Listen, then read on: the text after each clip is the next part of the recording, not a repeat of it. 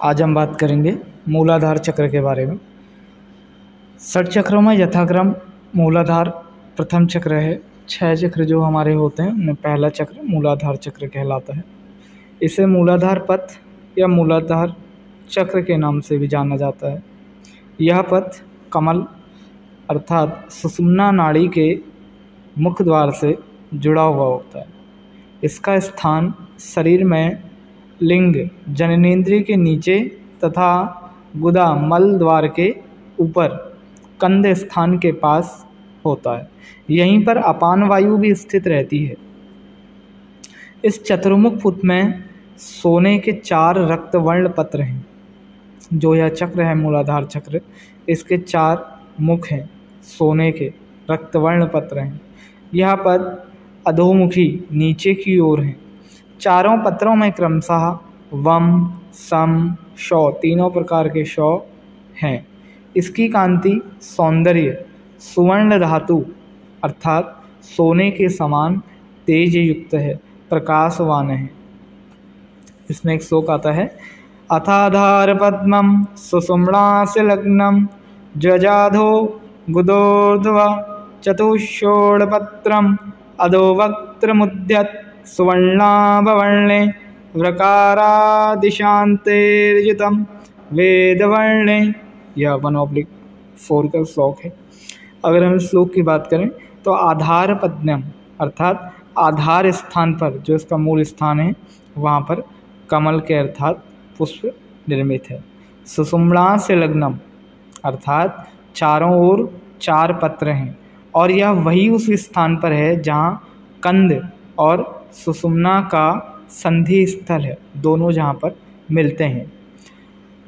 ध्वजाधो गुदोर्ध्वम लिंग मूल के नीचे और गुदा के ऊपर, मलद्वार के ऊपर। चतुष्षोडपत्रम रक्तवर्ण के 4 पत्र हैं, 4 दल हैं। वकारादिशान्ते वम और तीनों प्रकार के शौ अक्षरों से यह युक्त है। वेद वर्णे युतम वेद वर्ण अर्थात वेद 4 भारतीय शास्त्र गणना परंपरा के विभिन्न स्थानों पर वेद शब्द से 4 भाग अथवा 4 संख्या का अर्थ ग्रहण करते हैं। यहाँ पर वेद वर्ण युतम का तात्पर्य 4 पत्रों वाले कमल से है। इस पथ के बीज कोश में चतुष्कोण पृथ्वी मंडल निर्मित रहता है। यही धरा पृथ्वी का बीज है और इसी पृथ्वी बीज के अंदर ऐन्द्र बीज अर्थात इंद्र का बीज है, जिसकी 4 भुजाएं हैं। ऐन्द्र बीज के गोद में, इसके बीच में शिशु रूप में सृष्टिकर्ता ब्रह्मा जी विद्यमान है। यहाँ पर ब्रह्मा शब्द से कुछ विद्वानों का कहना है कि वीर्य से इसका तात्पर्य है, जिससे जीव शरीर की रचना होती है। साधक को इस मूलाधार में स्थित ब्रह्मा का ध्यान करना चाहिए। इस मूलाधार पथ में डाकिनी नामक देवी का निवास स्थान है, जिनके पत्र रक्त वर्ण के समान हैं। डाकिनी देवी सदैव शुद्ध बुद्धि अर्थात तत्व ज्ञान को प्रकाशित करती है।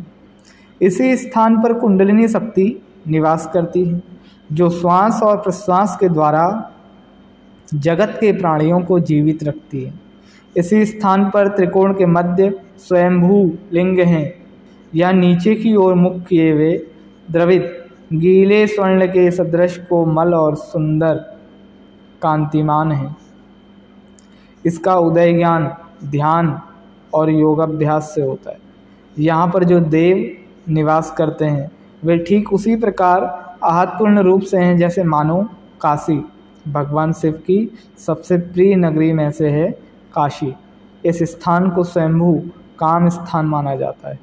इसी स्वयंभू लिंग के ऊपर कुंडलिनी शक्ति विराजमान रहती है, जो जगत मोहिनी और महामाया का रूपा है, जो अपने मुख से ब्रह्म द्वार को ढककर अमृत के निर्झर को रोककर उसका पान करती है, जो सुप्ता सर्पा के तुल्य है, जो सोए हुए सर्प के समान है, जो सर्प के सदृश शिव को, लिंग को 3 वलयों में 3 घेरों से आबद्ध किए हुए है।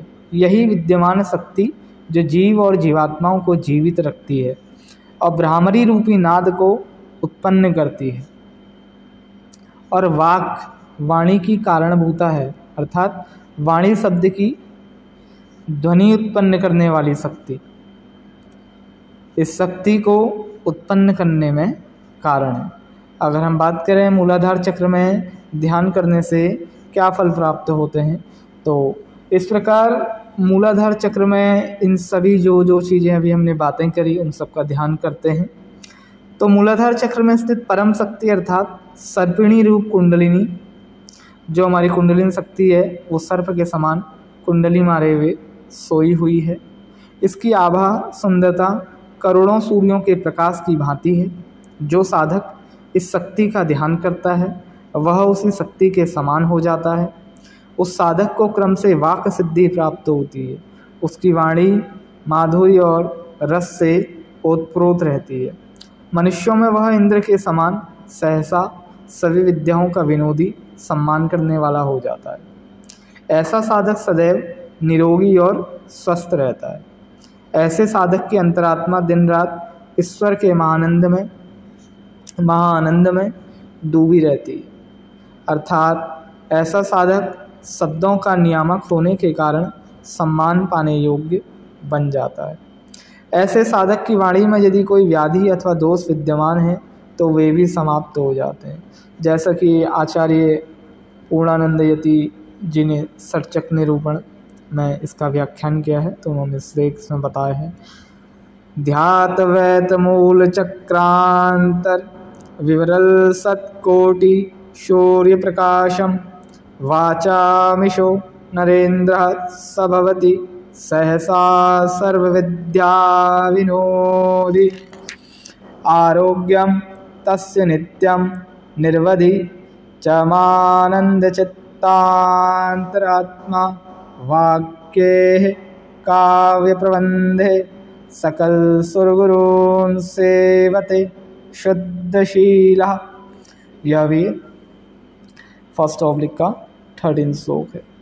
अगर आपको यह वीडियो अच्छी लगी तो आप इस वीडियो को लाइक करिए, शेयर करिए, कमेंट करिए और अपने सभी मित्रों तक इस जानकारी को पहुंचाइए। ऐसे ही एक नए विषय के साथ एक नई वीडियो में मिलेंगे। धन्यवाद, सभी को प्रणाम।